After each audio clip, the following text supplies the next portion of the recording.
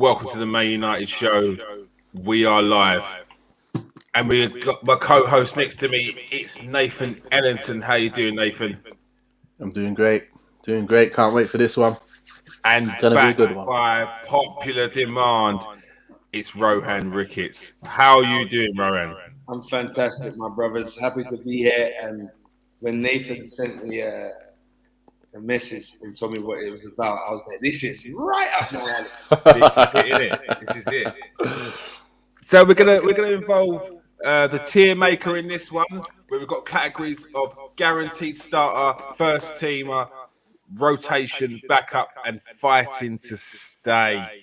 Big decisions to be made tonight. But we've also got two, I'm going to call them tactical geniuses, coaches, players who have played at the very top. So we're going to have you're going to tell us the weaknesses and the strength of each individual player, and whether they're good enough to take Man United forward. Yeah, and also I think it'll be good, lads, as well if we. I think it'll be also good.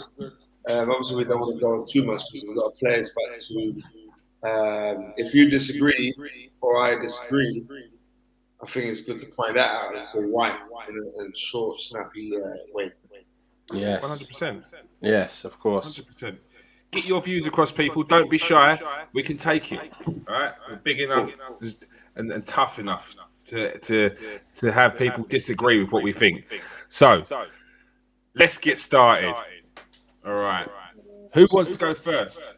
Nathan, you go first, my brother. Let's go. Let's go.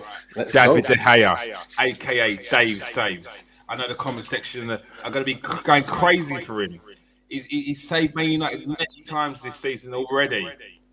No. But what are his strengths and his weaknesses, Nathan? No, he's for me, he's still up there as one of the best goalkeepers out there. But there are a few things that obviously I'd like to see him improve on. But again, he's at the age now where he's pretty much done all his improving he could possibly do. You're not going to see much change from that. But, you know, he's a great shot stopper. He makes it look so simple, so easy. That's something he does, you know, quite well and quite regular. He doesn't often make mistakes when it comes to shot stopping, when he can see it, of course. But with his feet, I'd like to see him better with his feet. He has improved a little bit, but he isn't the same as the Edisons, you know, and the Allisons. You can see they got the ball, they pop it, give it. And I watched something on Instagram the other day when Henderson came charging out and he blocked the shot, and then the defence was passing. The midfielder passed it to him. He passed it back to him. He got it back again, and he passed it again. I'm like, he's playing with the team in the middle of the field, in the midfield. That's ridiculous. I wouldn't like to see De Gea doing that, but I'd like to see him more competent with his feet, being able to start things with his feet. But that's something that I think is a weakness of his. He does like to go a bit long when he sees, you know, it's a bit difficult. So his range of passing isn't really there.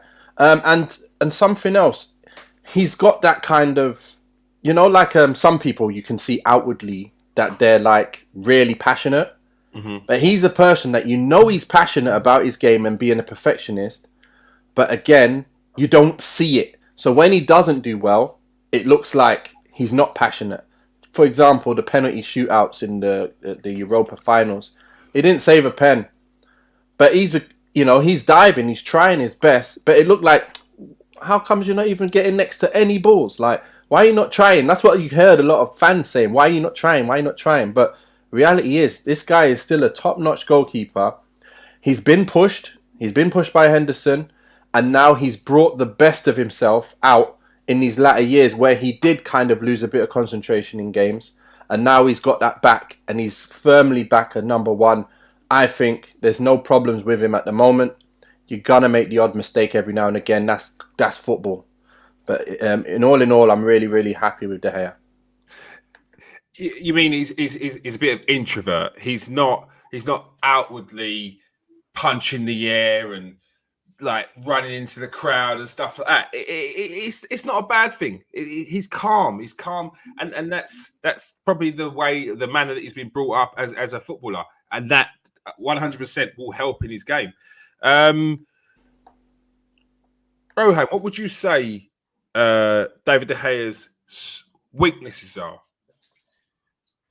I would say maybe the weaknesses are some conventional things that we're probably used to from British goalkeepers.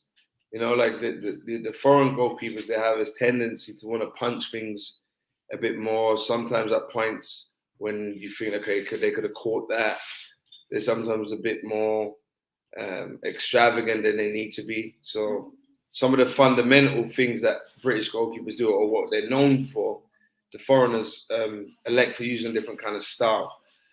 Weaknesses, I would say maybe because obviously he's not the biggest goalkeeper, he's not the bulkiest goalkeeper. So for things coming in the air, he's not the strongest, but I still think that his presence has been felt over the years, and he's a top goalkeeper. And Nathan mentioned about with his feet. I think that he's very good with his feet because I can't look at it as a weakness. But then to compare him with a Edison or Allison, you can't really do that because the style of the team doesn't enable him to show that if he even has that. Yeah. So that we have to consider that. Yeah, I think the difference is between Man United and Man City is Harry Maguire's not going to take that ball from David De Gea and take it past one of the midfielders, then look to link up with the other players in there. Whereas you're going to get that from a John Stones because it's just his game naturally. You're probably going to get that from the fullbacks because they're like midfielders in Man City's team. They're so attacking. So I know what you mean. But is it a case of, is it guaranteed starter? Is he one of the players that Man United should be looking up to upgrade, Nathan? I don't think you need to at the moment. I think he's quite solid at the back. You're not going to get much better defenders, goalkeepers than him out there. You're going to have to pay a lot of money if you do. Again, he's still in his prime. Keep with him. Stick with him until, he gets so old that you start seeing too many mistakes like we thought we saw. But he's managed to recover from that. So I don't see any problem with him at the minute. I think we should keep with him. He's a really good goalkeeper. And I'm happy. I'm happy. Rohan, you happy with David De Gea still in goal? Yeah, I'm happy with David De Gea, but you got Henderson there behind him. So as much as I'm all about having the best talent, I always want to look after the ones that come from home. Okay. I think that's very important because if you're not doing that, what kind of message are you sending out to the next Henderson? So I think that we should look at a point. I don't think it's good to wait until he starts making mistakes. I think strategically they should look at a point. Okay, look, how old is he? You don't want to wait too long because Henderson's going to need to be put in. Like we've got to look at how old was De Gea when they brought him to Man United, and try to look. Okay, is Henderson ready? If Henderson's ready, it might make sense or will make sense business-wise to sell De Gea, maybe see how much we can get for him. And then we blood Henderson. But don't wait until he's making mistakes and then we ridicule a guy that I think we could say maybe he's a bit of a Man United legend. Yeah, I hear that. I hear that. Do you think Henderson is good enough to be Man United's goalkeeper now, though? Yeah, why not? He's at the club. I think he's good enough. People only how to say this. Nathan, myself, and any other players, we're only good enough once we've been tried and tested over a period of time. Nathan or myself wasn't in a team, the reserves, and go, oh, this guy's definitely good enough. They say, oh, he's doing well. He needs an opportunity. Yeah. Then they put him in and go, done well. He's done well. Oh, he's done well. He's done well. But so they need the opportunity to do well. But he's at Man United for a reason. Or sometimes what doesn't happen is we don't, at those big clubs, we don't give them the actual run of games. Like, because it's not the business model. Whereas a club like Ajax, they're getting bloody. Yeah, all day. All day long. There's no, is he good enough? We've been grooming him for years. Obviously, he's not that Man United. But we've grooming him for years. Let's put him in. And you have confidence in him. He's going to make mistakes. Suspect that Hayter made mistakes. And he's going to do well because he's controlling. Yeah, let's put him in. All right. So, Tier Maker says, David De Gea stays. And we're on to Dean Henderson now. Dean Henderson. So we've got David De Gea. He is staying. He's Champions League quality. He's been good enough. He's as Rohan says, he's a Man United legend at the moment, and don't ruin that. Dean Henderson. Nathan. Dean Henderson. To be fair, look, when he came in, he did look very, very good. And he did some things that you thought, wow, that's not what De Gea does. You know, he was more vocal. He was coming out. He was coming out for balls. Like when the balls were getting put through balls, he was coming out to them. And that's what he was reading very, very well. And he was shot stopping really well as well. But there was one thing I did notice. And that was some of the goals he let in. You're thinking, how comes you didn't get to that? You know, like that should be bread and butter. So he made them kind of mistakes. They're like, it was weird. It's like, it looks like he's got no chance, but he should never have no chance with them type of shots that were going in. So that's what I noticed. And that's where people started going, wait a minute. I wonder if Henderson really is ready, if he's going to let them kind of goals in. And it reminded me a bit of, who was the goalkeeper before? He was really good. The previous goalkeeper that we had. What's his name? But no. Romero. Oh, Is it yeah. Romero? Very good keeper. Very good. Like, he was very good at everything. But he tended to also let shots in where you think, shouldn't you have saved that? But then everything looks like really good. And that's what happened with Henderson, I think. But that's the only thing I can say. But again, he's young. He's going to make mistakes. Certain goals are going to happen like that. You've got to give him time. Same like De Gea. When he came, he had the same thing. Like Rohan was saying, he was punching at everything. He wasn't catching anything when he first come. I remember. And then he was like, when the ball's coming in the box, he's a skinny, thin lad. And he's like, is he going to be able to handle these big boys coming hustle-busting him? But he got used to the league and he got better. I think Henderson, he does need to go through playing first team. That's why I think he needs to get... I don't know why Ollie's done this year. He's like not playing like one keeper for one thing and one keeper for the other. I know we got knocked out, but I think he still needs to give Henderson some game time.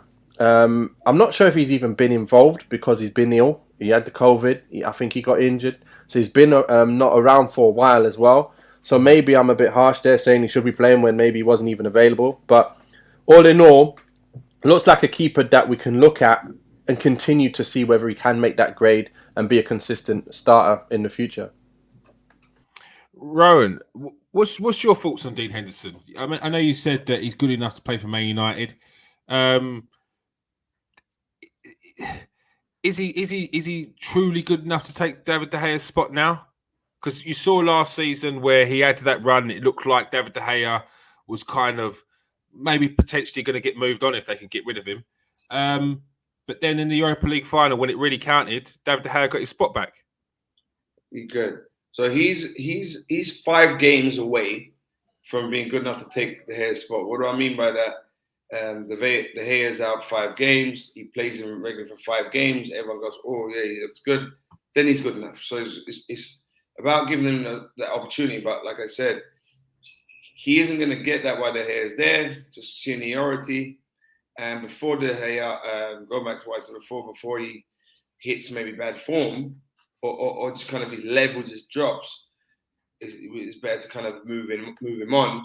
And sometimes what happens with goalkeepers, just like Nathan and myself, I always go back to us because we've played, we've had that first-hand experience of there was probably times when Nathan was chomping at the bit as a striker, and you need to get the game. You need to get me now, because after a while, you could kind of be like, you check out a bit, check back in, and you're like, well, I should be getting in, the strikers ain't scoring, I need to get in, because you're there.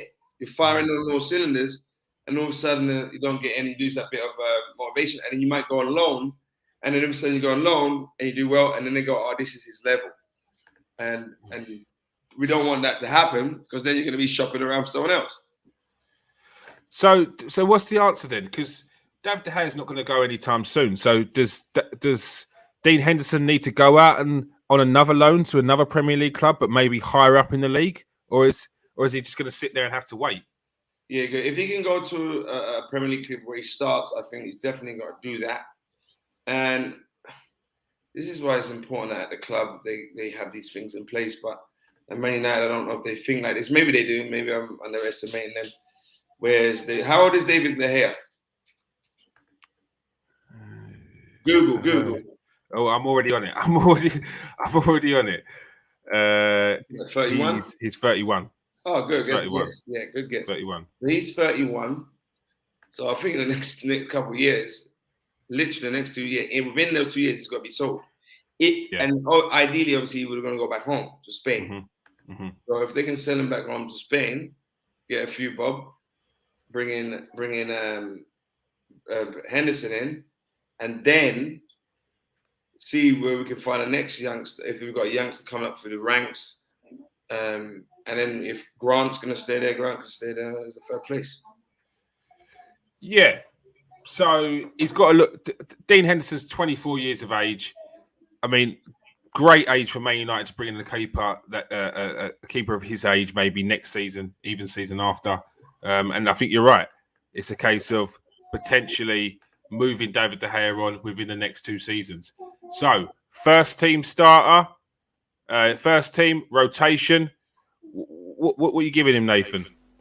Well, as a goalkeeper, it's very difficult, isn't it? Because if you're not starting, you're not in the first team. So you're not going to be coming off the bench, You're not going to be coming off the bench regularly. You're just going to be sitting there. And that's the tough thing about goalkeepers. So it's going to have to be in rotation, isn't he? He's not going to be first team for now. But so he is a first team player, though. So I put him in the first team.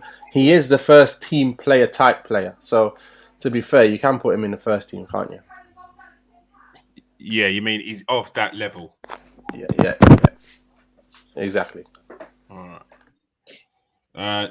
Next up, we have... Oh. No, it's Rafael Varan. I mean, you've just brought him in. He's a Galactico. Rafael Varan, surely. That's an easy win. Okay, we know his strengths, but what have you noticed any weaknesses since he's been at Man United? I haven't really noticed much weaknesses. Very quick, reads the game well, just knows where to be at the right time, and that's what I want to see with a defender. That's what Rio used to do, very well. Rio obviously done it. I think he done it a bit better. But Varane, he's got everything you want from a defender. He's calm when players are running at him one-on-one. He makes the right decision more often than not. He has been beaten a few times, but again, it's going to happen. But at least he can recover, and that's a good thing. As long as you're not getting done easily, then I'm happy. And that's where the best defenders, they never really get done. They seldom get done from it, like easily. Like they don't just get rolled and then get taken on easily. And I think he just does the right thing. Most of the time, he does the right thing, and that's what makes him a top class, world class defender.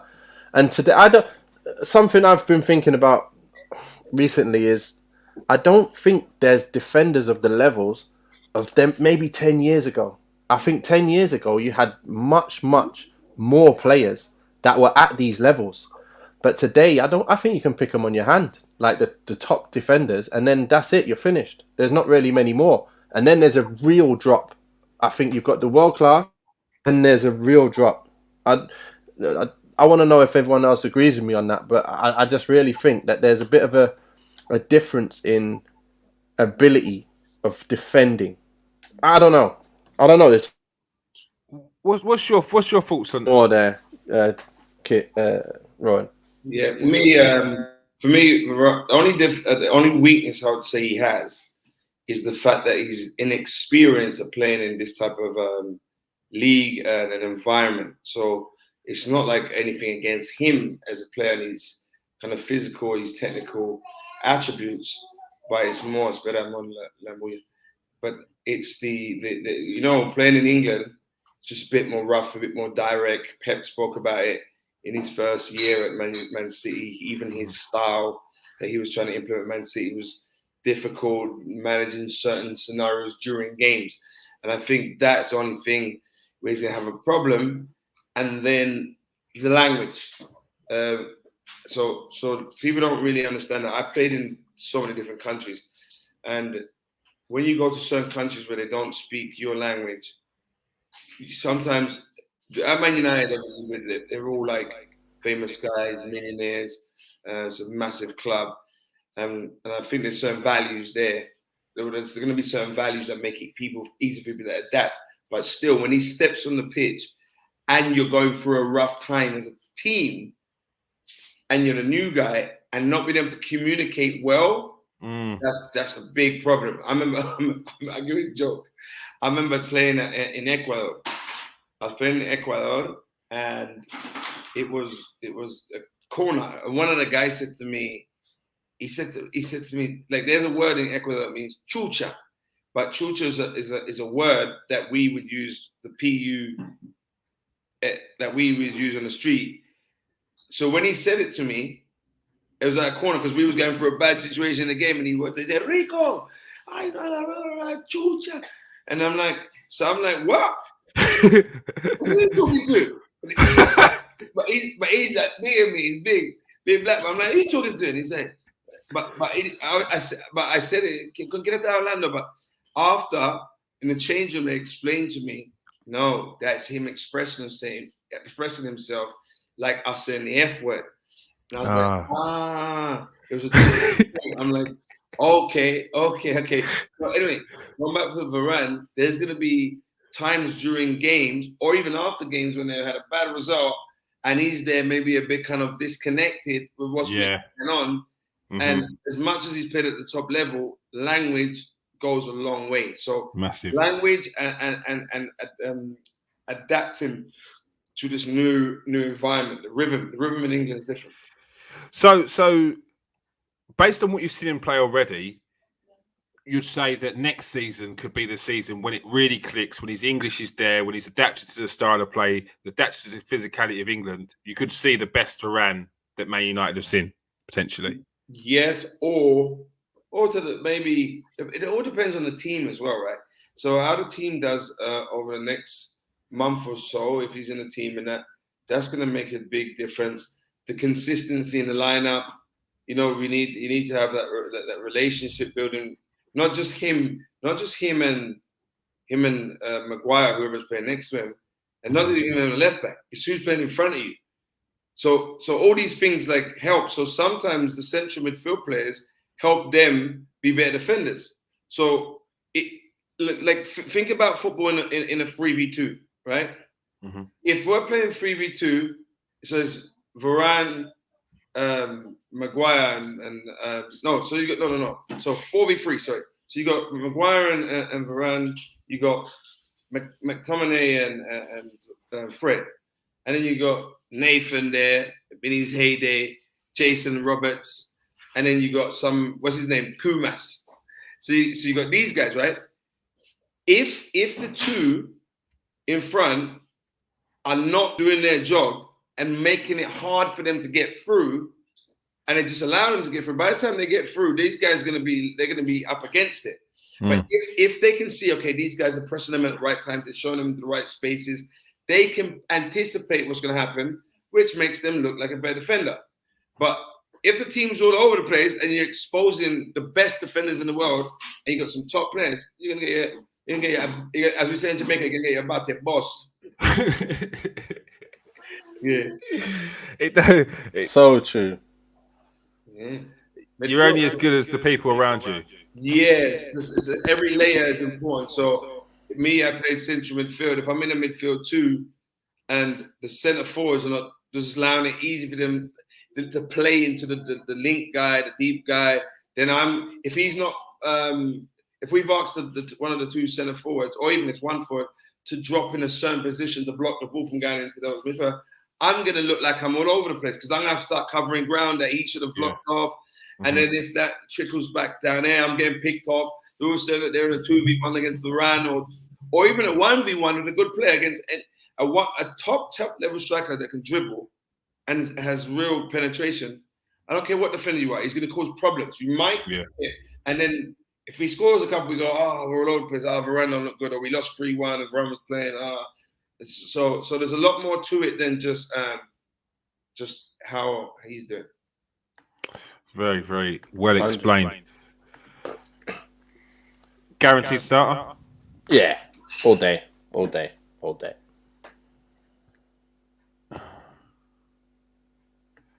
Boom.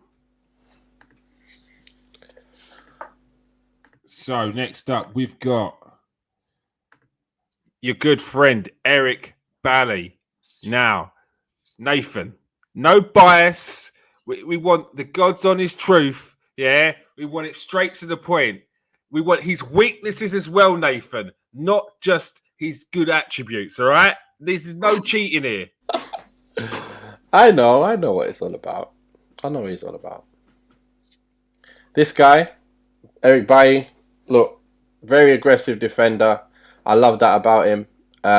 He thrives when he comes up against really good defenders as well, attackers. Sorry, in terms of one person in particular he loves to play against is Vardy.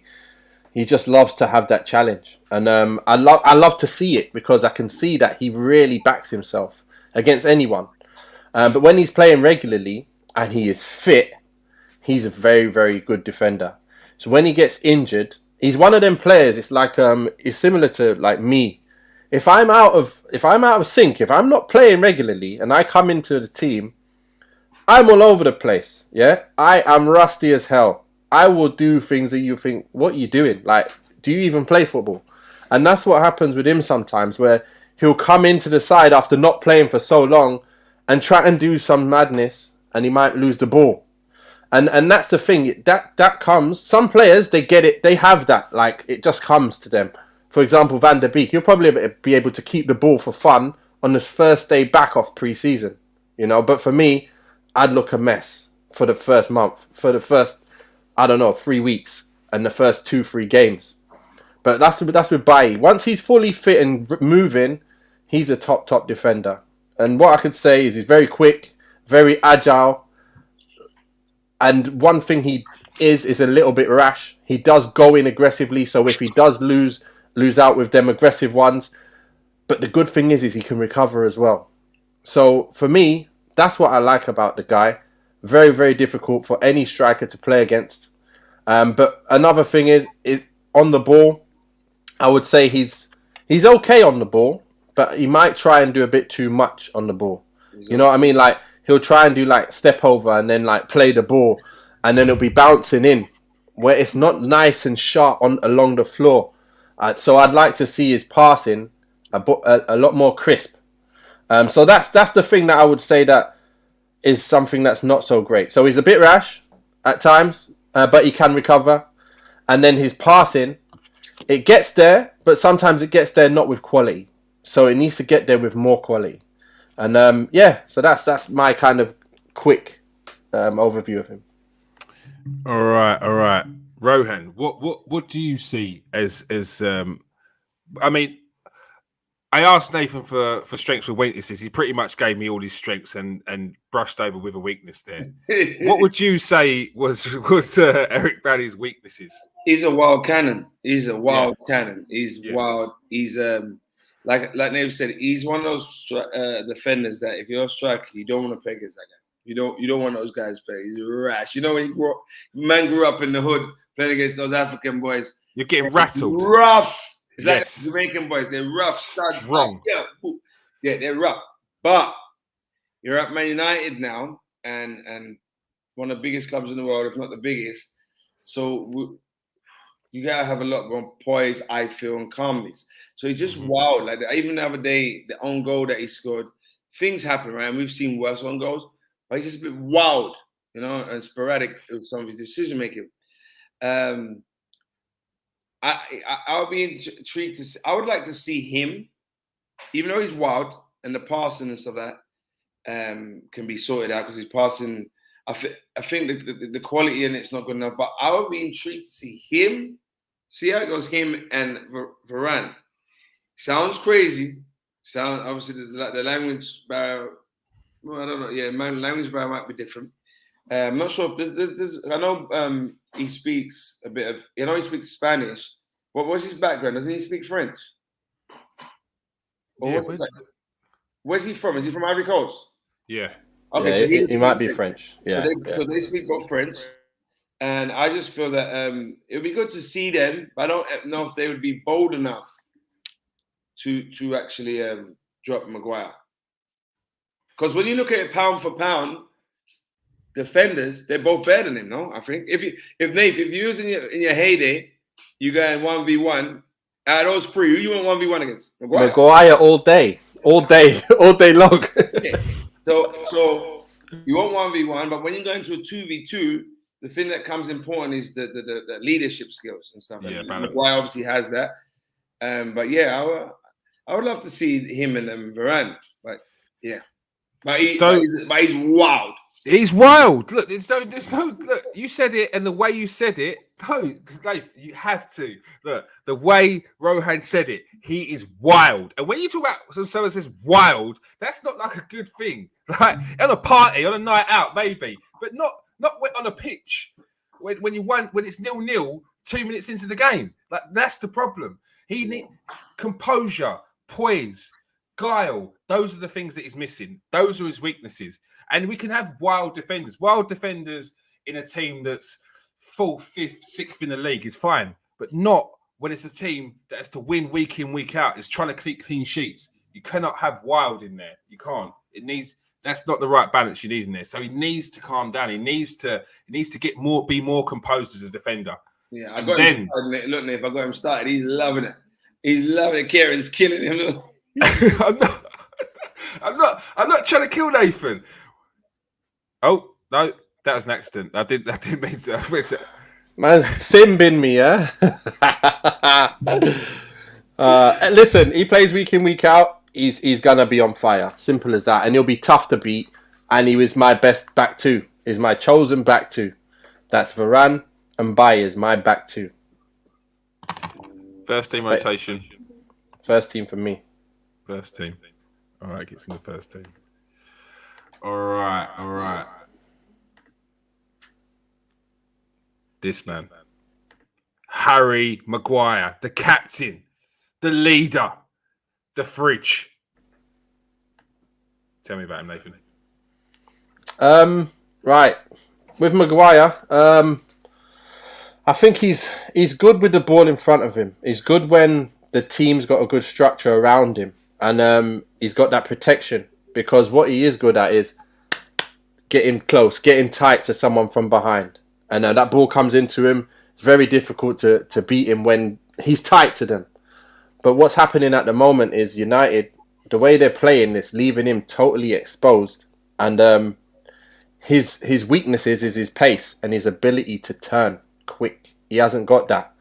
So one thing he needs to know, obviously, I don't know why he has been doing it this season, but he's been coming in real high, like halfway line, trying to like get right tight, and he's getting spun, and like the players are in.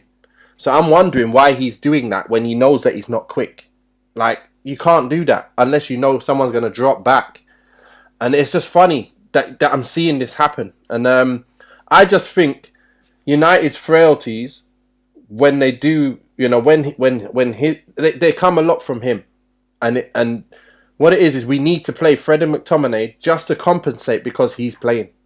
And I don't think that's going to help us going forward because we need the extra man going forward. And that's why everybody talks about United not having enough and not really breaking down teams. But it's a knock-on effect from that playing the extra man at defensive midfield. And the same thing happens with England. We wanted to see Grealish and the other boys playing, was it Mount? Yeah, but we couldn't. Yeah, we couldn't see that because we needed Phillips and Rice sitting in front of Maguire. That's how it works. And if you've got Maguire and he is one of your better defenders, you've got to play to his strengths. Otherwise, there's no point playing him. So if we are going to play him, we've got to play to his strengths. But right now, from what I can see is, we can't be playing 5 at the back. If he's part of a Conte's team and then there's a 3 at the back, then maybe it'd be great for him. But to be honest, if you're going to play a 4, I can't see how he's going to keep playing at the 4 and we're going to push on and be tight, like defensively. I just can't see it happening. And with that, that's the weakness that I'm seeing. And he's not learning to mask it like he have a John Terry. He wasn't quick, but he knew how to be in the right position. And he had a team that was much better structured around him to not let him get hurt for pace, if you get what I mean. So with that, I think his leadership skills in terms of being the captain, I can't see it as much. Like, you know, he's another one that ain't too... It's like you don't see it too clearly, like, on his face, or when he's saying it, you don't see it outwards. But like, he may be a leader, but you just can't see it the way you see it on a Roy Keane or something. So, and that's where people are like questioning him now. When he's not playing well, he's not doing a lot well for the team, and most of the problems are coming from him. He doesn't seem that captain material for United right now, especially the way we're playing, which is hurting him. So he probably feels like he can't really say too much because it's a lot of it's coming from him. So yeah, in the air, very, very good. And like on the floor in front of him, very good. But everything else, I don't think he is the top level defender. I don't think he is a top level defender. I think he is a top 4 to 10 team, from 4th to 10th. I think he's a player that won't be out of place in the 4th to 10th team. And that's where we are right now, aren't we? We conceded goals for fun last season, and we kept coming back and winning, but no one was saying anything about clean sheets. But we had Fred McTominay, and then Maguire and Lindelof, and we kept letting in goals against everybody. That's not good enough. Need more clean sheets, and we need to win games without having to struggle and come back. We knew that wasn't going to happen this year. You can't continue to win games from losing positions every single week. And like I say, I look at them and I just say, that's just your level. It's not mistakes. It's just your level. So your level, you're going to make them kind of moves, them kind of decisions, which lead to goals. And it's not like he can do any better. That's just his level. So that's me. All right. Rohan, Nathan mentioned about Harry Maguire as a leader might not come across like a Roy Keane type figure, and it's the kind of, not criticism, but it's something that's been said about a lot of players in general. A lot of clubs are missing that kind of Roy Keane type of figure. Do you think those players are about much at the highest level anymore? That's a good question. No. I think because everything has become a bit more PC, people have been a bit more politically correct, and you know, as they say, kumbaya, everyone gets along, and no one wants to ruffle anyone's feathers. Social media is a big thing that obviously has influenced everyone and how they behave in public, and then things are more they can be quickly exposed. So yeah, so they're not like that. Like, I remember I played with Paul Ince. This guy was next level type of captain, personality, in your face, like war, in training, provoking you.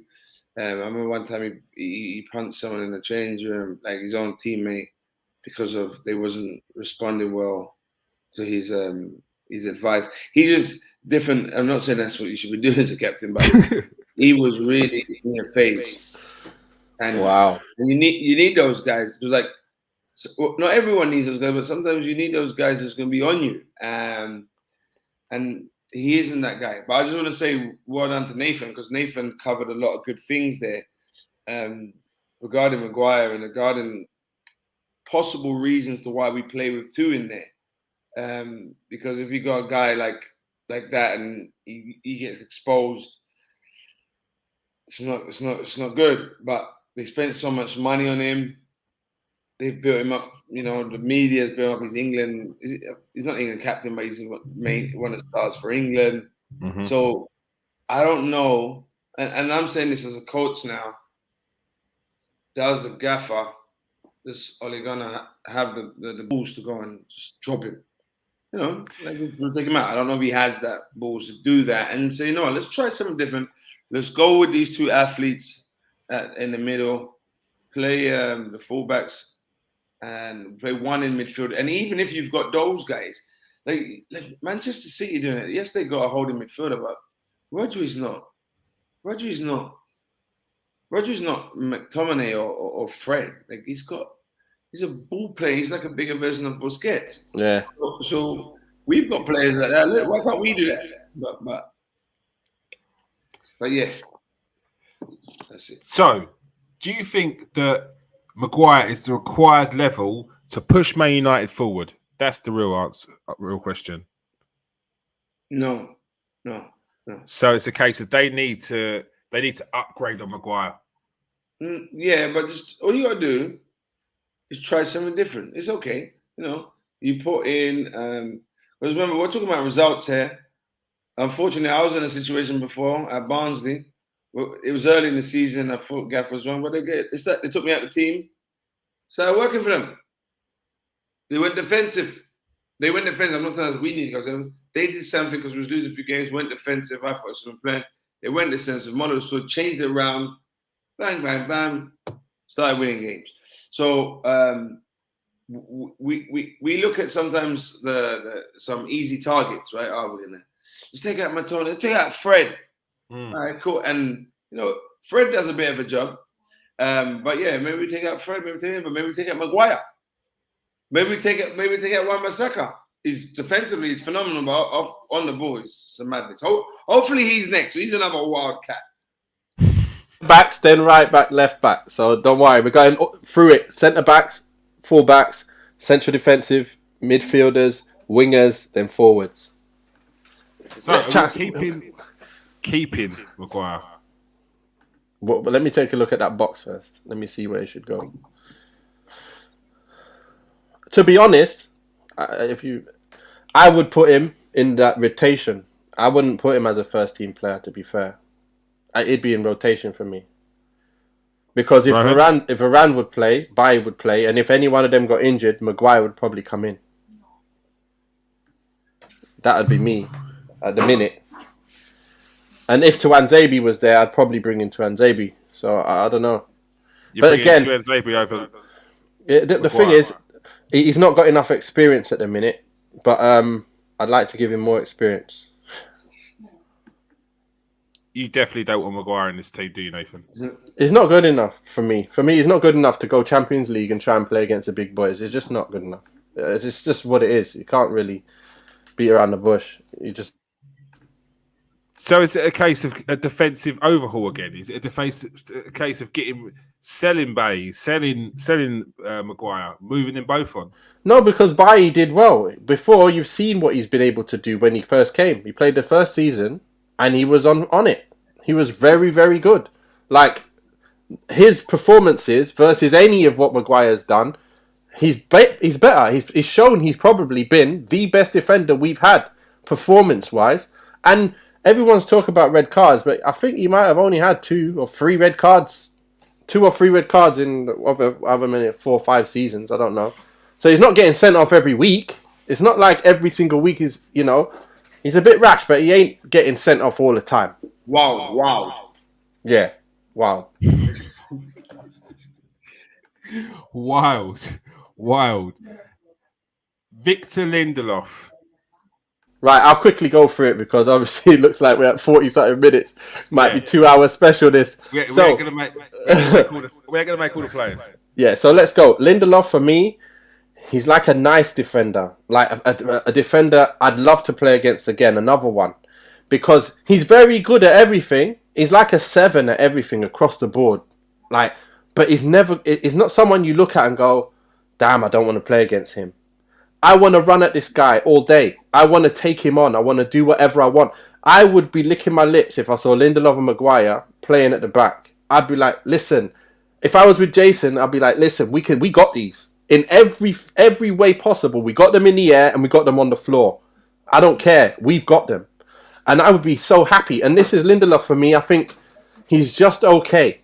And it's just, he's standard at everything, never looks out of place. But when he comes up against anyone just, of any kind of decent level, he'll get done. For example, rolled by the striker up for Atalanta. Just rolled straight away and got off his free shot. and when you're one on one, he's like backtracking all the way back, a bit too far back, if you get what I mean. So with him, he's a good level defender, but just not up there either. It's like Maguire, he makes more mistakes. Lindelof doesn't make the obvious mistakes, but the goals still happen, if you get what I mean. So again, there's stuff that you shouldn't let happen. As a defender of a certain level, these things just shouldn't happen. And unfortunately, Lindelof allows them kind of things to happen. And it's just his level once again. So I'm going to stop there. All right, Rohan, what do you think would make Lindelof a better player, a better defender? Do you want my honest answer? Go on. I haven't got a Scooby-Doo, mate. I ain't seen much of him. I ain't seen much of his game. So, yeah, we can keep it moving. Yeah, it says Lindelof is a rotation player at best. Nathan, where would you have Lindelof? Oh, sorry. Yeah, he'll get in the rotation. Rotation. Yeah, straight in rotation. All right, Victor Lindelof goes to rotation. We're getting on to formerly known as Shawberto. Luke Shaw. We'll start with you, Rohan. What's your thoughts on Luke Shaw? Luke Shaw, I think he's got a lot of quality on the ball. Lovely left foot, cultured. I think in the right system, again, you get a lot of productivity from him. Crosses, I would even say goals. When he's in shape, which he's been for I think a good while now, I think he's a reliable guy. He's another one I think may need that Roy Keane type of figure in his ear just to make sure you keep him on his toes, because you got to look at players instinctively, and sometimes the players that are more artistic and a bit more cultured, sometimes most of the time they need that person in their ear trying to keep them on their toes, because it's not what comes natural to them. Yes. Whereas you look at, I give an example. Who would you say, and don't look at the careers they've had, who would you say is more cultured, Ashley Cole or Luke Shaw? Luke Shaw. Cool. Nath, what do you think? Yeah, Luke Shaw. All right, cool. So that's a quick analogy of Ashley. Don't get me wrong, Ashley was not kind of left back with no quality and no technique, but just wasn't as naturally I wouldn't say comfortable, but as cultured. But on the other side, he thrived, right? He was a rash and he was getting in your face, right? So you didn't really need to be on Ashley for that stuff. Whereas you look on the other side, that's how it goes. And you can look across the board at midfielders, whether it's Sebastian Varan, one of my favorite midfield players, quality on the ball, and maybe you might think, we need to be on his back. Remember Eric Cantona, a lot of guys. So I would say quality, need to make sure we've got someone on him all the time, but definitely a starter. But I would, in the right system, put some demands on him for goals and stuff like that. Because if you get him in the right area, you can get a lot of productivity. He's got a great left foot, assists and goals. But again, you've got to have someone in his ear. So, I would say the same thing with regards to Luke Shaw. But I also thought that, and you touched on it there, his fitness levels. Is he a bit heavy? I've heard something previously with regards to when he was at Southampton. One of his coaches at Southampton said he needs to watch what he eats, and because he was such a good player, so technically gifted, he didn't really take any notice of it. And he said he thought when he went to Manchester United, that might catch up with him. Do you feel like that was the case, Nathan? Yeah, I think again you can see that he has it's like he's got much more in the locker, but he's not always showing that, and that's what I think Rowan's touching upon. I can see that he's got, like, when he sprints, it's like he sprints at 85. He's got an extra 15 there, but he's just not doing it unless he really has to. He doesn't really go for it, and they're the ones where you need a Roy Keane in your ear saying, "Listen, mate, you better get on it today. You better be on it." And but then also, I think if he's in a team where they're demanding certain things of him, I think that's probably what happened. Louis van Gaal demanded him to do certain things, but the fitness level that was required for that, he probably couldn't get there. That's why he was like, listen, he's not fit. Let's get him sharper and fitter. They know he's got the ability. He's got everything. Got a great left foot. Can cross a ball. He can shoot a ball, as they say in training as well. But one thing is, it's just you want him to be like higher work rate, especially that you know it's inside. So that's the only thing with him for me. Is the only downside is the minute you have a Tellez come in and he thought his place was under threat, he was on it, and he became Shawberto. That's what everyone called him, because he was absolutely on fire. Then he went to the Euros and done amazing.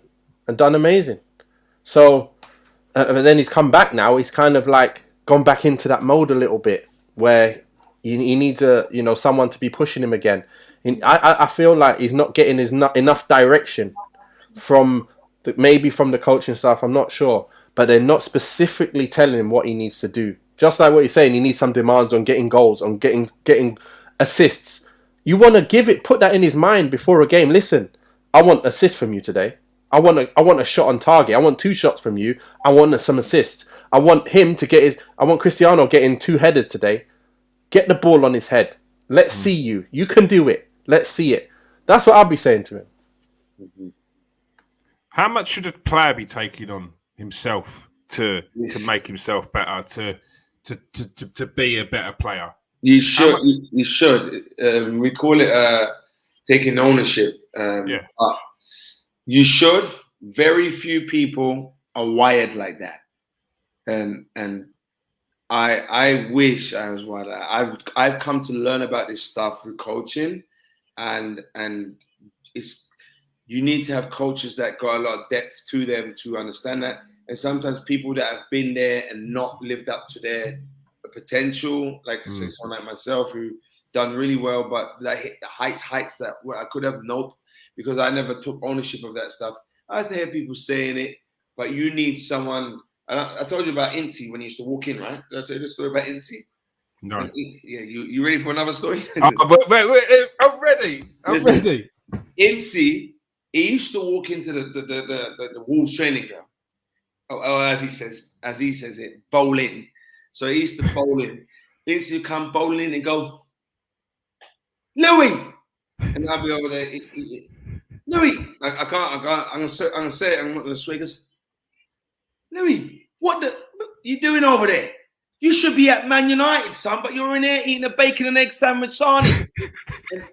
and because sort yourself out. And so that was early in the morning. So, but what he was getting at, and he said it to me the other days, he used to come in the gym. No, he used to come and see me and change it because, Louis, get yourself in the gym. You should be at Man United, but you don't want to do no gym. And he loved me as a player, but I didn't have that thing where I said, you know what? This is where I am, but guess what? I'm going to do everything in my power and take advantage of the training ground, which is there for us. We're getting paid to be there to try and take myself to the next level with my shooting, just taking shots at goal, watching video, doing gym. I wasn't like that. So should players have the ownership? Yes, but very few people are wired like that where the key thing is, right, self-awareness. Very few people are consciously aware of who they are and what they need to be doing. And then, okay, this is where I'm lacking. Very few people got that kind of awareness. And so therefore, you need to have coaches around. I'm assuming, I don't know, Carrick's already played, Ole Gunnar's played, and I don't know how close he gets to the players. But someone's got to get into the players. Pogba, someone's got to get into these guys. I think it seems so. Bruno Fernandes is very aware of who he is and what his role is. He's fully aware because he's doing his. When I say he's doing his job, and when I say listen to this is a key word, intent. So someone who knows who they are and what their role is, you see them trying to do that. So someone who's not fully aware, you see them. Oh, Rowan's on it today. Oh, then yesterday he's not shooting. Oh, he shot a lot that day. The next day it's just inconsistent. Why? Because you don't know who you are, what you should do. The waiter brings the food to the table. They do that because they know that is their job. That's their role. And we need and players need to remind him, he's a good footballer. He's like Nave said. Good at shooting, good technique, good crossing, can carry the ball, can weave in and out every now and again. But how often are you doing that, brother? And remember, it's not about, and this is where you got to have give the coaches got to give the Luke Shaws of the world the confidence, because by asking for what we're asking for, there's going to be more. There's going to be a bit of risk there. But we've got to be able to support it when it don't happen. Sometimes it's not going to happen. But yeah, that's the story. Incy.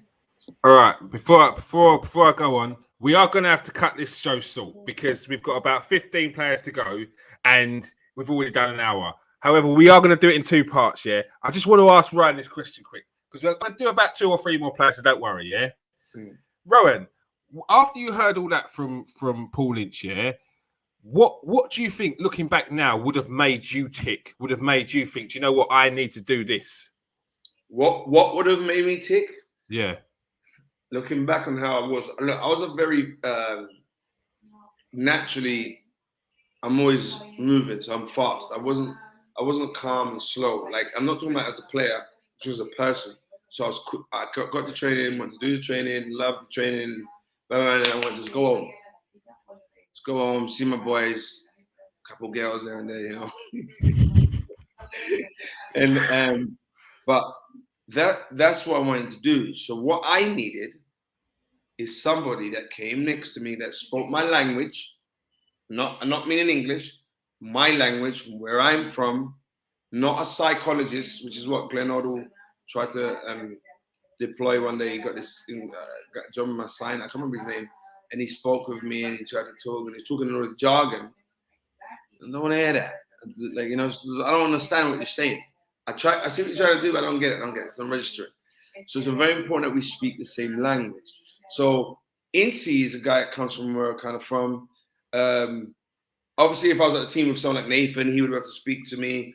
Certain individuals, I needed someone, and Incy was trying to do it, but in the way that he did it was so bang, bang, bang. Yeah. He wasn't tactful with it. So go on.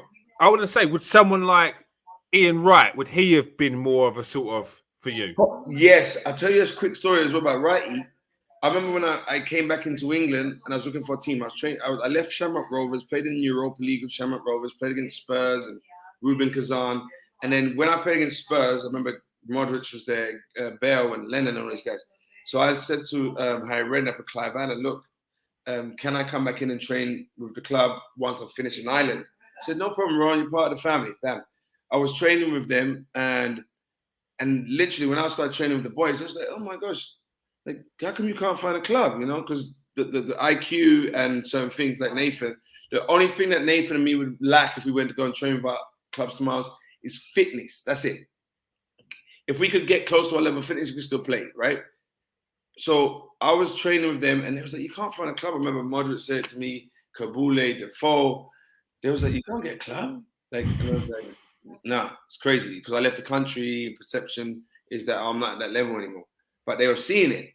So what happened was someone recommended that I went to Exeter because the guy that was football director was Steve Perryman. He's a Spurs legend. So he was like, Ron, come down there and Paul Tisdale. Tisdale was down there. So I remember being on the bus, the coach, on the way to my first game. I don't know how he got my number. Ian Wright. Phone's my phone. Someone was like, oh, hey, it's Righty. It's Ian. Ron, I'm just giving you a call. I don't know. I don't even know how he got the number. And he said, I just want to congratulate you because you've been through a lot and you've been up and down and gone around the world and all this stuff. And to keep going for it, I just want to commend you, blah, blah, blah. Anyway, I've met Righty a few times at some TV events and stuff. But the way, I think his demeanor would have connected with me more. Incy's would have as well, but it's just Incy just like boom, bam, bam. And he had a bit of banter to what he was doing as well. So it wasn't serious. Whereas if Incy would have said Rohan or Louis, as he called me Louis, or Rochi, Louis, come over my house or let's go out for a meal and have a serious talk with you. Yeah, So yeah. Players that I've made realize this since I've been coaching, it's not something that I do flippantly on the fly. I make a conscious effort to meet them and have a real meaningful conversation with substance. And if I think I had that and the person got me to look at me and really sat me down, that would have made things different for me. Because looking back in my career, the moments that have really kind of made me change and improve when I was 11 and 12 and 16, and when Neil Banfield took me to watch Ashley Cole so I could improve my game, so I could improve the way I trained. I had to watch Ashley Cole. And then when I was 17, 18, Don Howe, Lord rest his soul, he took me in the office and he said, do you want to make £50,000 a week? Do you want to make that kind of money? It's central midfield player. And I'm like, yeah, because they sit there, watch this. And then he pressed the video. He showed me Paul Scholes, Nicky Butt, and Roy Keane. That's it. No ball. It was all off the ball stuff. And it impacted me. So he took me, sat me down. It wasn't, hey, you need to get a bit rougher in there. Or, hey, yeah, the duels. No. Rohan, come in the office. And the care that he showed me, yeah, I think then resonated more with me. So yeah, maybe Righty would have been better. And I think the reason why he did reach out to you, because he can empathise, because he went through it before with himself with Greenwich Borough not being picked up by, I think it was Millwall. And every club turned him down. Went to Greenwich Borough, got picked up by Crystal Palace, then come up for Arsenal, then eventually came and played for England. So he's seen you do that, and he can understand where you've been because he was there himself. So I'm not right, but that's why I feel he's reached out to you and said congratulations, because he knows how hard it is. Mentally, it's massively draining. Bro, it's tough, man. It's tough.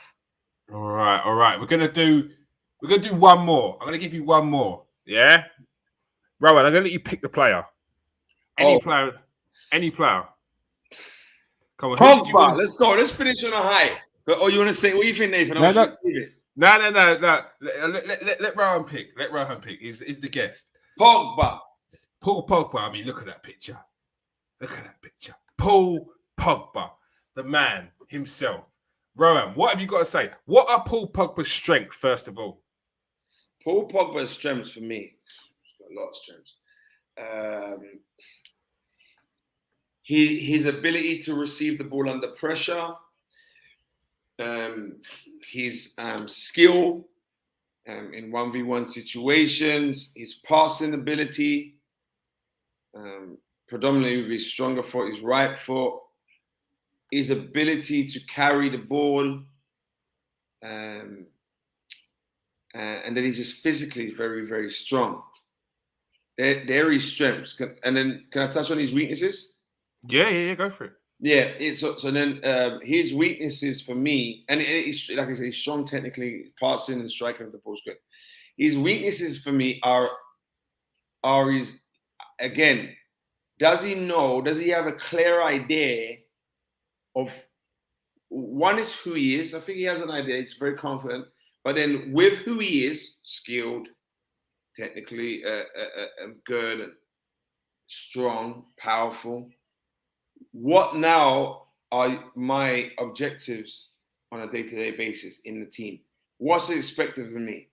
We knew at Arsenal, Patrick Vieira's objectives and his role within the team was to dominate the midfield area. Listen to the word, dominate, meaning control it, stop the others from playing, get the ball and control for our team.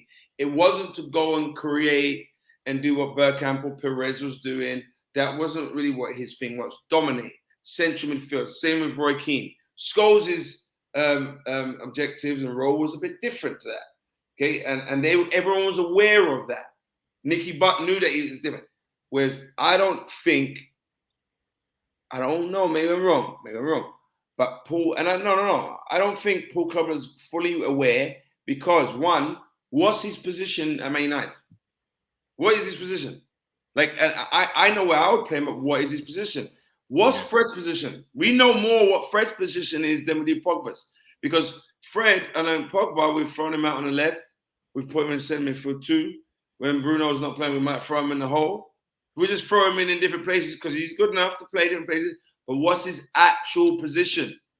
And then once he has that actual position, it's his position. Then now what we expect from you in there? Because if you're throwing me left, right, and center, there's different objectives. Because you can't expect Paul Pogba to just be this goal-scoring guy and threaten the box if he's playing the deeper two, right? Because he's gonna go in the box. But guess what? When you're going in the box, you're gonna leave a hole. But you can't be complaining that I left the hole and I don't get back quick. No. You're not saying that to McTominay. You're not saying that to Fred. So we got to be very clear on what his objectives and roles are. And play him on the left wing. Is he going to be putting lots of crosses in? No, he's going to be coming in off the wing. And so we have to help him. Again, he's another one. He needs a Roy Keane in his ear, but he needs to be put in his position when he comes back from his injury. And he's good to go, because when you look at Pogba, he doesn't have any real weakness. He's strong in so many ways, but okay, you've got all this stuff in your arsenal. Okay, Ole Gunnar, what do you want from me? No, I'm not saying he's got to ask that, but he can see that consciously he doesn't know. Not consciously, subconsciously he's not aware of what it is, because he doesn't deliver on a consistent basis goals. He doesn't. What's he in there for? But position, I identify a clear position for him, and then leave him in that position, give him his targets, and you're going to see a player hopefully that finishes his career and really puts up some big numbers. Nathan, one, what do you think Pogba's best position is? And two, I don't know if you saw Paul Scholes' comments the last week, I think it was, where he said that if he doesn't get, like what Rohan said, if he doesn't have someone in his ear, he's going to be making the same mistakes that he makes now when he's 35. Do you think that's the case? Yes and no, to be fair. It's because when he's doing it for France, when he's playing... Am I muted? Yeah. When he's playing for France, he does what he's supposed to do because he's in a system. He's in that one of the two. He's in the system. He knows he can play simple. And then when he gets the ball and it's open, he can put the balls in. He knows exactly what his job is for France. That's why you get consistency. When he goes to United want him to be defensive midfielder, central midfielder, and attacking midfielder all in one. He ain't that. You can't expect so much from him. Like, everyone, they don't realise that he is not the type of player who's going to run around the pitch like Fred. So don't expect him to do that. Don't expect any of Cristiano to run everywhere like Cavani. That's not his game. So everyone, the same thing. He is told to do so many different told to play in so many different positions. But remember, he's not given a specific thing to do in any of those positions, because the team are not told what to do. We can see it clearly. They are told to go out there and play, and they're just given their positions. From what I can see, you can see that they don't have a way of playing. They're not told to be in this position when the ball's here. You guys got to be here. If he was, we'd see a much more consistent Pogba. And I would play him in that midfield, the same places he plays for France. That's where I would play him. But like I said, it's a knock-on effect. Because if you don't have a strong enough defence and then a structure, then you can't have Pogba in there. Because you need to have the extra legs to help the defence. Then you might as well not play Pogba. Then you're going to lose the stuff he's got going forward. So this is the problem you've got. He hasn't got any real weaknesses for what he plays, or for what his position is. He hasn't. There are not really any weaknesses. But it's the rest of the team that are not able to really do their job to make him look good. And that's the same for a lot of players in so many positions for United. So many of them. And that's, we need to fix that before we start talking about Pogba. Yeah. Pogba also, next quick thing, even the deep line player, if you ask Pogba to play, if we changed from playing 2 and then 1, and then we played 1 there, Pogba can play that position, I think, superbly. If you say to him, look, without the ball, you're there shielding and you're breaking up play. He's strong as an ox. And then centre backs, let's get Pogba on the ball. He's going to dictate the pace of the game. He can do that all day long. But then the problem comes, and this is some area of what do you do with Bruno Fernandes? Because for his output, he has to play, but he wouldn't be able to really play in a 2. But I think if they're well drilled, this is the thing, and it's difficult to do in England because everyone's at it. But in South America, you can have a guy like that. Sometimes you can carry a guy a bit. You can carry a guy. So Fernandes, when he's playing in that 10, like clean 10, 2 guys behind him, he can go. He knows he's got the insurance behind him. The team knows there's insurance behind him, so he can go where he wants. If he's playing in a 3 in midfield, and he's one of the 2 there, that's a bit of an issue, because if the other team's good, he's going to have more defensive responsibilities, and we're going to get found out. But it's going to be interesting. But that would bring his game up to another level as well. But I don't know if we'd get the output from him in possession. But hopefully Pogba can find his feet. What do you think? What do you think, Kieron? I've got a lot of time for Pogba. I think he's been played in the wrong position the whole time he's been at Man United. I think he's a number 10. I think you can get more goals out of him, more assists. In the start of the season, we saw that when he plays higher up, I think he got a hat-trick of assists. And then the next game, he got an assist. And then he was moved into a different position after that.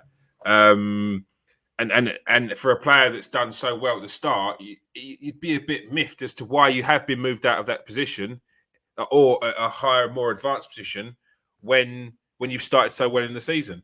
I think people label him lazy because it's just easy, and he's not lazy. Because you see what he does for France. I don't think there's anything to do with playing for France. I think it's more to do with the players he has around him. When you've got Kante around you, you've got more freedom to go forward. When you've got a midfield pivot behind you that's a lot better than what Man United have got, you could trust them, and you know that if you do lose the ball, someone behind you that's going to win it back.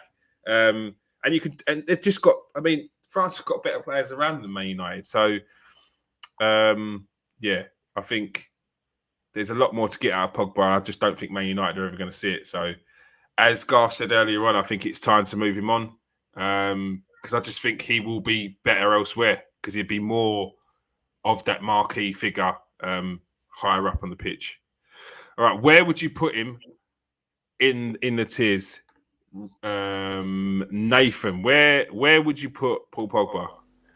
I would put him in the top bracket. But what it is if we continue to misuse him and continue to play Maguire, then we're not going to want to use Pogba. So that's why sometimes I edge towards not playing Pogba if he's going to play, other players. So I put him in the top bracket. But let's say he's a first teamer.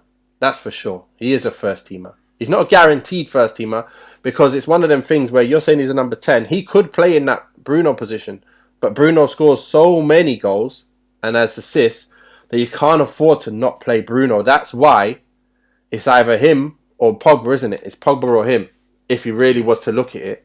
And he's going to have to fit him in. He shoehorns. That's what Ollie does, isn't it? He shoehorns people into the team. And you don't want Pogba really playing off the left, because that means you've got no width. You've got no pace down the left and the right. So you really want to give him in that position. But again, you've got so many players that fit one position. And then you're trying to fit them in and it doesn't work. So you've got to drop someone. You've got to let someone play, then bring someone on. Whoever's playing the best, play that position. That's what I want to see happen. I don't want to see players just not playing in their position, because it hurts the whole damn squad. It does. Before we go, Rohan, one more question. And it's a bit about Paul Pogba. One player you mentioned earlier, Patrick Vieira. They keep on saying that Arsenal need a new Patrick Vieira. He's the new Patrick Vieira. Do you think that there is ever going to be another Patrick Vieira? And do you think it's unfair that these pundits label players as the new Patrick Vieira, or say that this club needs a Patrick Vieira when these are generational talents? Yeah, I think everyone needs. It's good to have a guy like Patrick and the influence that he had over that Arsenal team. I think they have a guy at the moment, Partey, who's similar. He has some similar attributes to Patrick. Vieira physically close to being as strong as Patrick, close to being, technically comfortable. The thing about it is, and people don't look at this, is Patrick Vieira was a phenomenal player in that time, but also in a phenomenal team. That was a unique team in that era. So now everyone's playing ball. Everyone's trying to play out from the back. Back then, it was really only Arsenal that was trying to do that and play that possession-based football due to Arsene Wenger's philosophy at the time. It was different, right? So they had some phenomenal players, some of the best players in the world at the time, in one team, and then you had two solid guys, Emmanuel Petit and Patrick Vieira in the centre midfield, with all these good players around. You had Sol Campbell at the back, you had Savinho left back, and then Ashley Cole came in, Colo Torre there, even before that there was Tony Adams. You had Lauren at right back, Lundberg on the right, Bergkamp, Perez. It was just unbelievable. So even though Patrick was phenomenal, he was surrounded by phenomenal players, and sometimes we forget that. Like even Busquets, when you look at him, like I love Busquets. When you look at some of these things, if you put Busquets next to Pogba and you forget the styles and philosophies of their clubs and where they came from, you just put them two, you say, oh, no, Pogba all day long. Do you know what I mean? But then when you start to look at the system around the player and what his role is, then you start to go, this guy's phenomenal because he's only being a waiter. But when you tell the waiter, listen, it's got to be the chef today, bruv. And the chef, waiter, the host that brings the person in the restaurant, and you got to cash out. And guess what? They spilled something over there, so you got to clean. When you start doing all that, and that's what they're doing to Pogba, it's a mess. And we have to give them clear roles. Then we go, you know what? This host is phenomenal at hosting. Busquets is phenomenal at doing that. In that system, Vieira, he wasn't no guy that I watched Vieira for a few years every day, because when I was coming up at Arsenal, in the paddock at Highbury, sitting there like this every home game, watching this guy. Standard was next level, but not, he was a ball-playing guy like Busquets or Guardiola was. Or Xavi. No. This guy was just extremely combative, and he was quite elegant when he got the ball, in the sense because he was angling, right? And so he moved the ball along. And that was it. And he was just consistent at that, and he won his battles, and he moved the ball along. Nothing like extravagant in terms of creativity, but guess what? People are talking about him 15, 20 years later. So it's important that we understand that there's so much more that goes to how we look at a player than just the player. And one comes from the philosophy, the players around you, and then the philosophy that's employed on them, deployed on them by the coach. So yeah, we got, and this is why, and I like this platform to talk, because it gives me a chance to kind of show that depth. Because a lot of times I watch Sky Sports, I'll see things on social media, and I'm looking at the guys like, it could be whoever, Rio and Scholesy and Keane, and sometimes they say some good stuff, but sometimes I feel like they say some stuff that impacts social media, but they're missing the depth and the substance. Yeah. So I'm sitting there going, yeah, that sounds good, and you're gonna get and they're so emotional with it, but they're missing so many more layers that would educate the public, and then wouldn't maybe rub up some of the pros that are hearing this about them the wrong way. But yeah. No, that's spot on. I mean, that's kind of why I asked you, because it's you hear that all the time, and I feel like that's lazy to turn around and say, "Oh, yeah, they need another Patrick Vieira, they need another Patrick Vieira." But you've just explained it. Patrick Vieira was a type of player in that time, surrounded by excellent players. No one ever says that when they're talking about, "Oh, this team needs a Patrick Vieira." Do they have that around them the same as what he had? What is the player that specifically that they need in that area? So. And it's not even the player. It's not the player. You started well there. You was getting well. Then you messed up. You said, is it that player that getting? It's not the player sometimes. It's the whole system needs to be set up, and then you can bring in that player. And sometimes it doesn't even need to be this wow player. It could be a youngster. So if we took Busquets forget Busquets, Iniesta, and you put him in the Stoke team. The Stoke team that we knew back in day, our Stoke on a Wednesday evening. You put Iniesta in that team, and we don't know him. You think people's going, oh, he should be at Barcelona? You think people are going to tell you he should be at Barcelona? No. Bojan went there. Look what happened. Well, yeah, Bojan went there. They go, oh, my God, on Wednesday night and stuff. You know, and stuff. It's like the same guy that was playing in Barca.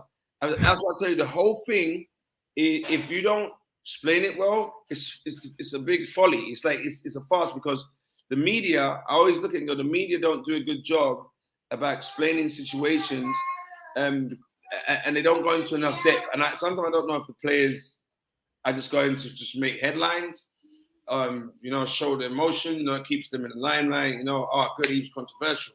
But there's so much more depth. Iniesta playing for Stoke, not going to work. Different system. One of the best midfielders that ever lived. So just listen to that. So if that is a fact, which it is, how are we then going to start ignoring that when we're talking about Pogba or talking about this guy or Sancho, who we're talking next to? Like, there's so many different things, and we're doing a disjustice to these people because as ex-pros, we should know how the thing is. We know how it is, but I see Roy Keane and he's entertaining, but I see them rinsing, man. It's dangerous. There's so much to say, but that's what I mean. Players' performances are determined by so many things, outside factors that all have to come together. And I think that's why Sir Alex Ferguson was so good at what he did, because you don't need a world-class player in every position. You had Fletcher, you had Cleverley, you had these boys who were, obviously no one would say they're world class, but you put them in that system and they can play with all the other top boys and not look out of place at all. Yes. Unbelievable. Nicky Butt would come in. All these boys would come in and you're like, Cleverley looks like England player. And he's playing for England straight away. Yeah. And then when he left, he was at Watford. Not obviously it's still good, but you know what I mean? It's like Cleverley, England and Man United. That's up there. Fletcher, O'Shea. These boys look serious. It's a system. And you could tell from when that Nicky Butt had a role, was told a specific role by Ferguson, because when he went to England, he was given a different bit of a different role, and he started being a bit more expansive, and everyone's like, "Rah, Nicky Butt can play," Went back to Man United to try that. We're like, "Nah, see you later, mate. No, you ain't trying that here. We got a role for you. Don't think you're too big for that." All right. Thank you for joining us, Rohan. Another amazing show. It's gone on for an hour and 20 minutes. I have to cut it off now, though. Thank you for joining us tonight, Rohan. Bless my bros. Take it easy, eh? No, of course. And Nathan, of course, thank you for joining us tonight. No problem. Thank you. We're only halfway through, Rohan, so we got another one to do soon. Let me know when it is. Let me know. Yeah, definitely. No worries, we will. All right, and thank you very much, everyone who has put in their comments in here, who's joined in tonight. If you've got any questions for Nathan, go and hit up the Man United show on Twitter and ask him any questions you like with the hashtag #AskTheDuke. Get your questions in. Nathan's going to answer them. He's going overtime, extra time, all right? So get your questions in and he will answer them. We've hit 500 followers on Twitter in the space of about 3 weeks. So definitely top work there. Come over and join us as well. Thank you very much for joining us tonight. Peace out, people. Stay safe. Hold on. And wash your hands. Yeah.